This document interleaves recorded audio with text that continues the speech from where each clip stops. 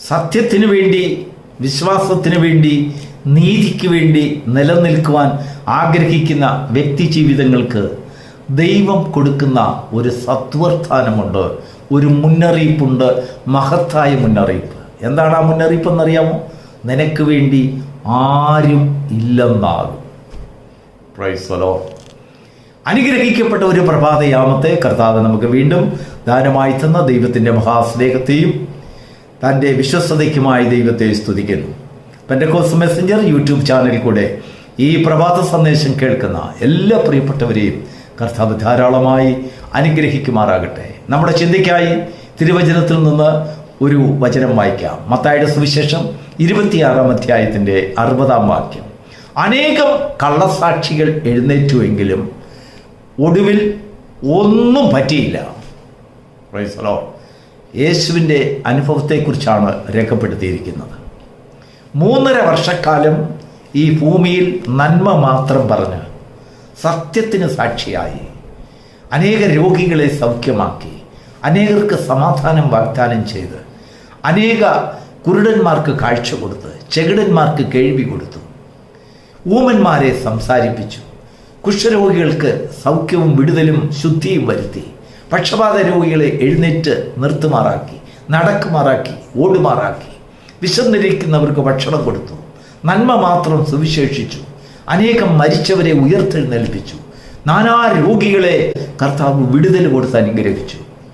എങ്കിലും അവസാനമായി തനിക്ക് വേണ്ടി ഒരു വാക്ക് നല്ലത് പറയുവാൻ ആരും ഉണ്ടായിരുന്നില്ല.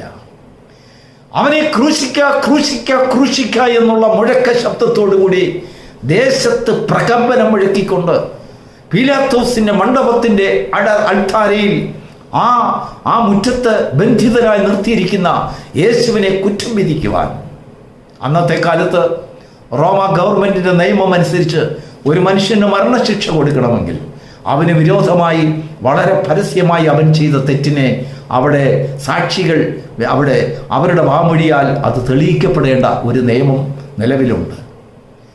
ആ മണ്ഡപത്തിൽ നിർത്തിക്കൊണ്ട് പരീശന്മാരും കർത്താവിന് വിരോധികളും ദൈവരാജ്യത്തിന് വിരോധികളുമായിട്ടുള്ളവർ ദേശത്തിൻ്റെ നാനാഭാഗത്തും ഓടി നടന്ന് കള്ളസാക്ഷികളെ ശേഖരിച്ച് കൂട്ടത്തോടെ വണ്ടിയെ കയറ്റി അവിടെ കൊണ്ടുവന്നു യേശുവിൻ്റെ മുൻപിൽ നിർത്തി കള്ളങ്ങൾ പറയാൻ തുടങ്ങി.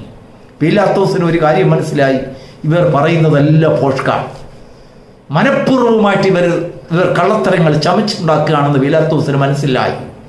ആ സാക്ഷികളെല്ലാം പീലാത്തോസ് റിജക്റ്റ് ചെയ്തു. താൻ മരണത്തിന് യോഗ്യനായി ഈ സാക്ഷികളെ കൊണ്ട് വിധിക്കാൻ സാധ്യമല്ല എന്ന് പറഞ്ഞു. നമുക്കിന്ന് ചിന്തിക്കുവാനുള്ളത് ആ മത്തായിയുടെ സുവിശേഷം 26-ാം അധ്യായത്തിൻ്റെ 61-ാം വാക്യമാണ്. 60-ാമത്തെ വാക്യത്തിൽ അനേകം കള്ളസാക്ഷികൾ വന്നു എങ്കിലും ഒന്നും ഫലിച്ചില്ല, ഒന്നും പറ്റിയില്ല. 61-ാം വാക്യത്തിൽ എഴുതിയിരിക്കുന്നതായ മഹത്തായ സത്യം ഈ പ്രഭാതത്തിൽ ദൈവത്തിൻ്റെ ആത്മാവ് നമ്മുടെ ഹൃദയങ്ങളിൽ എഴുതപ്പെടുവാൻ ആഗ്രഹിക്കുകയാണ്. ഒടുവിൽ 2 പേർ വന്നു. അവർ ഒരു സത്യം വിളിച്ചു പറഞ്ഞു. നേരത്തെ വന്ന അനേകർ കള്ളങ്ങൾ പറഞ്ഞു, എന്നാൽ ഈ 2 പേർ സത്യം പറഞ്ഞു. എന്താണ് സത്യം എന്നറിയാമോ? ദൈവമന്ദിരം പൊളിക്കുക, അത് ഞാൻ 3 ദിവസം കൊണ്ട് പണിയാമെന്ന് ഇവൻ പറയുന്നത് ഞങ്ങളുടെ ചെവിയാലെ കേട്ടു. Price the Lord.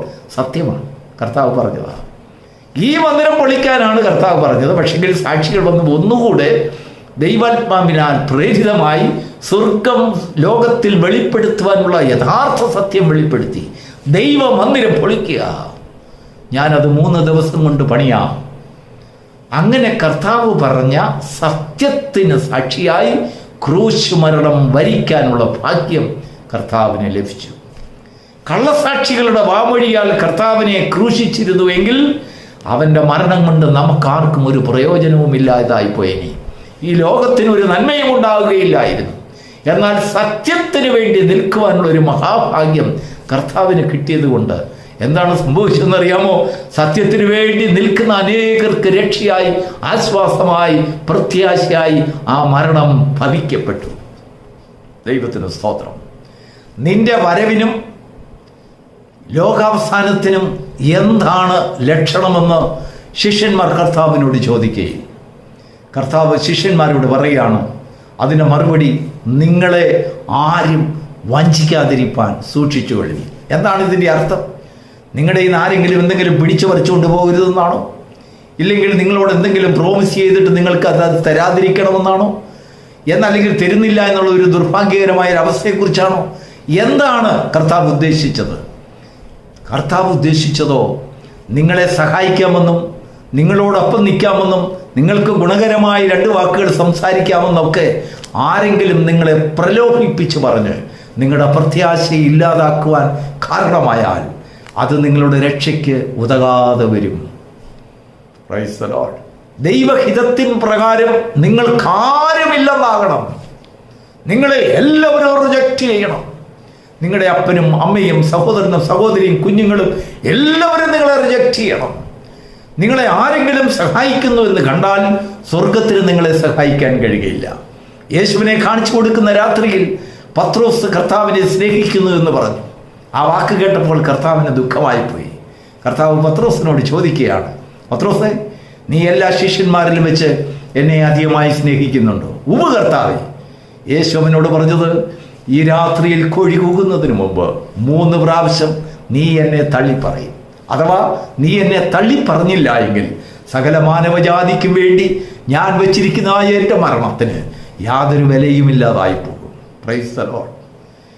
അതിന് സത്യത്തിന് സാക്ഷിയായി ഞാൻ നിൽക്കുന്നതിനാൽ എൻ്റെ മരണം അനേകർക്ക് രക്ഷയായി തീരുവാൻ സ്വർഗം നിന്നെയും എന്നേക്ക് വിരോധിയായി മാറ്റിയിരിക്കുന്നു. നമ്മുടെ രക്ഷയ്ക്ക് നമ്മുടെ വിശ്വാസം, നമ്മുടെ നീതി, നമ്മുടെ ഉപദേശം, നമ്മുടെ പ്രതിഷ്ഠ, നമ്മുടെ തീരുമാനം നമ്മെ സഹായിക്കണമെങ്കിൽ, ഉപകരിക്കണമെങ്കിൽ നമുക്ക് ആരും ഇല്ലെന്നാകണം. എങ്കിൽ മാത്രമേ ദൈവത്തിന് നമ്മെ സഹായിക്കാൻ കഴിയുള്ളൂ. നമുക്ക് ആരെങ്കിലും ഉണ്ടെന്നറിഞ്ഞാൽ സ്വർഗം നമ്മളെ സഹായിക്കുകയില്ല. നമ്മുടെ വിശ്വാസം കൊണ്ട് പ്രയോജനവുമില്ലാതായിത്തീരും. ഒരു ഉദാഹരണം നിങ്ങളോട് പറയാം. ഒരിക്കൽ ഒരു മിഷണറി കുടുംബം ആഫ്രിക്കയിൽ സുവിശേഷം അറിയിക്കുവാൻ വേണ്ടി അവരുടെ ജീവിതത്തിൽ അവർ പ്രതിഷ്ഠയെടുത്തു. അവർക്കുള്ളതെല്ലാം വിറ്റു, അവരുടെ സമ്പത്തുകളെല്ലാം ഉപേക്ഷിച്ചു. ഭാര്യയും ഭർത്താവുമായി ആഫ്രിക്കൻ നാടുകളിലേക്ക് പോയി.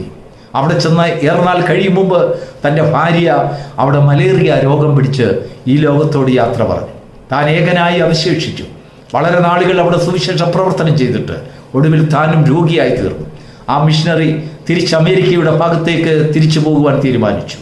അങ്ങനെ തിരികെ പോകുകയിൽ താനൊരു കപ്പൽ യാത്രയ്ക്കായി വരികയാണ്. ആ കപ്പലിൽ കയറി ഇടയ്ക്ക് വെച്ച് എവിടെയോ ഒരു തുറമുഖത്ത് വെച്ച് അന്നത്തെ അമേരിക്കൻ പ്രസിഡന്റായിരുന്ന റൂസ്വെൽറ്റ് ഒരു രാജ്യത്ത് തൻ്റെ അവധിക്കാലത്ത് വേട്ടയാടുന്ന അല്ലെങ്കിൽ ആ വിനോദത്തിന് വേണ്ടി പോയിട്ട് തിരിച്ച് അമേരിക്കയിലേക്ക് പോകുന്ന സമയമായിരുന്നു.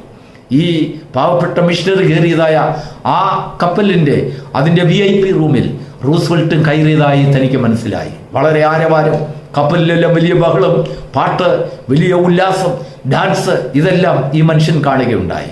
ന്യൂയോർക്ക് ആ തുറമുഖത്ത് ചെന്നതിന് ശേഷം ആ പ്രസിഡന്റ് റൂസ്വെൽറ്റിനെ സ്വീകരിക്കാൻ വേണ്ടി ആയിരങ്ങൾ അണിനിരന്നു.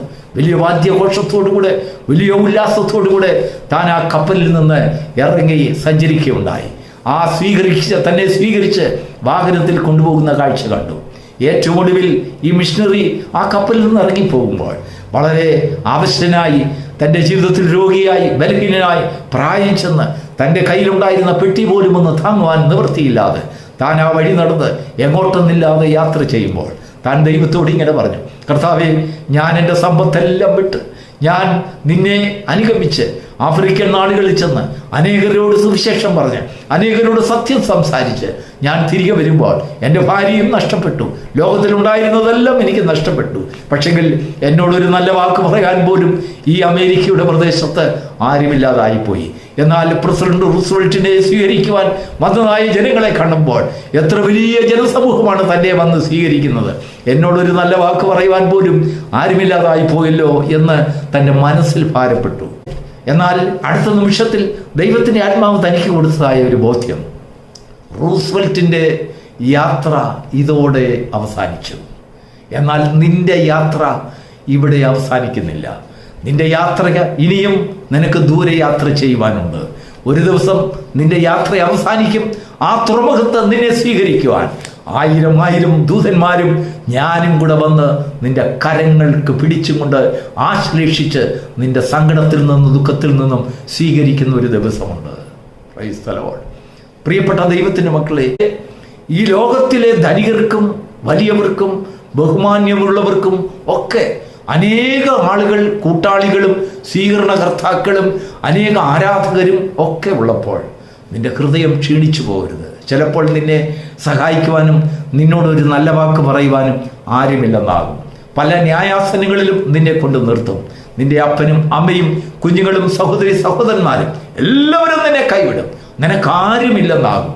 യേശുവിന് ആ പിലാത്തോസിന്റെ മണ്ഡപത്തിൽ ഉറച്ചു നിൽക്കുവാൻ കിട്ടിയ ധൈര്യം, ആ ധൈര്യം എവിടെ നിന്നുണ്ടായെന്നറിയാമോ? അവൻ്റെ ഹൃദയത്തിൽ ഒരാലോചന പിതാവ് കൊടുത്തിട്ടുണ്ടായിരുന്നു. എന്താണ് ആലോചന എന്നറിയാമോ? നിനക്ക് ആരും ഇല്ലെന്നാകും. പൗലോസ് ഒരിക്കൽ തിമോത്തിയോസിനോട് പറയുന്നത് കേട്ടാൽ വളരെ ഹൃദയം ഭേദിക്കുന്നതാണ്. പറയാണ്, തിമോത്തിയോസേ മോനെ, എന്നെ എല്ലാവരും വിട്ടിട്ട് പോയി, ആസ്യക്കാർ എല്ലാവരും എന്നെ ഉപേക്ഷിച്ചു. ഞാൻ പല രാജ്യങ്ങളിലും നടന്ന് യാത്ര ചെയ്ത് പലർക്കും ഞാൻ നന്മ സുവിശേഷിച്ചു, നന്മ പറഞ്ഞു. അനേകർക്ക് ഞാൻ കൂട്ടുവാസിയായി, അനേകരോട് ഞാൻ നന്മ മാത്രം പറഞ്ഞുവെങ്കിലും എനിക്ക് ആരുമില്ലെന്നായി എല്ലാവരും എന്നെ വിട്ടുപോയി. അതിൻ്റെ കാരണം ദൈവം നിന്നെ സ്വീകരിക്കുവാൻ നാളടുത്ത് പോയി എന്നാണ് അതിൻ്റെ അർത്ഥം.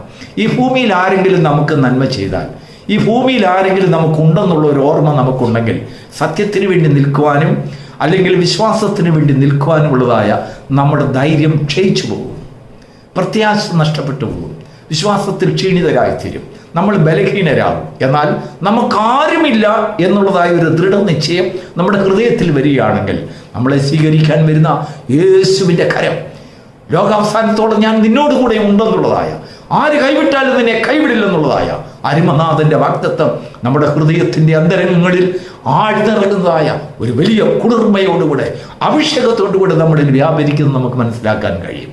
പ്രിയപ്പെട്ട ദൈവമക്കളെ, നിനക്കാരുമില്ലെന്നാകും എന്ന സന്ദേശം ദൈവം നിനക്ക് തരുന്നത്, അത് നിന്റെ ഹൃദയത്തിൽ ഉറപ്പോടുകൂടെ ധ്യാനിക്കുമെങ്കിൽ, അത് ഉറപ്പിച്ചാക്കുമെങ്കിൽ, ജീവിതത്തിൻ്റെ ഏതു തിരക്തതയിലും, ആര് നിന്നെ ഉപേക്ഷിക്കുന്ന വേളകളിലും, സകലരും നിന്നെ ഉപദ്രവിക്കുന്ന ഒരു സന്ദർഭങ്ങളിലും ഒക്കെയും നിന്റെ ഹൃദയത്തിൽ പൊങ്ങി വരുന്ന ആലോചന നിനക്കാരുമില്ലെന്നാകും. എങ്കിലും ദൈവം നിന്നോട് കൂടെയുണ്ട്. നിന്നെ സ്വീകരിക്കുന്നതിനെ വിളിച്ചവൻ നിന്നോട് കൂടെ ഉണ്ട്. അവൻ വിശ്വസ്തനാണ്. ഞാൻ ആരെ വിശ്വസിച്ചിരിക്കുന്നു എന്ന് അറിയുന്നു. പൗലോസ് പറയാണ് ധൈര്യത്തോടെ, എല്ലാവരും എന്നെ വിട്ടുപോയി, എല്ലാവരും എന്നെ ഉപേക്ഷിച്ചു, എല്ലാവരും എന്നെ കാണിച്ചു കൊടുക്കുന്നവരാണ്, എനിക്ക് വിരോധമായി സംസാരിക്കുന്നവരാണ്, എങ്കിലും എനിക്കുള്ള ഒരുവനെ ഞാൻ കാണുന്നു. അവൻ എൻ്റെ ഉപനിധി, അത് അവസാനം വരെയും സൂക്ഷിക്കുവാൻ അവൻ ശക്തനാണ്. ആ ദൈവത്തിലുള്ള ആശ്രയം നമ്മെ ഒരു വിശ്വാസത്തിൻ്റെ ജീവിതത്തിലേക്ക്, ഒരു വിശ്വാസത്തിൻ്റെ അന്ത്യത്തിലേക്ക് നല്ല ഓട്ടങ്ങൾ ഓടുവാൻ, നമ്മുടെ ബിരുദനെ പ്രാപിപ്പാൻ യോഗ്യതയുള്ളവരാക്കി നമ്മെ രൂപാന്തരപ്പെടുത്തേണ്ടതിന് നമുക്കാരും ഇല്ലെന്ന് വരണം. ദൈവത്തിന് സ്തോത്രം. സന്തോഷത്തോടുകൂടെ അത് സ്വീകരിക്കുന്നവർ, അവരുടെ ഹൃദയം തകരുകയില്ല, അവരുടെ മനസ്സ് തളർന്നു പോകുകയില്ല. അവർക്ക് സന്തോഷം. ആരുമില്ലെങ്കിലും അവരോടൊപ്പമുള്ള ഒരുവനെ അവർക്ക് കാണുവാൻ അവരുടെ കണ്ണുകൾ പ്രകാശിക്കപ്പെടും. God bless you.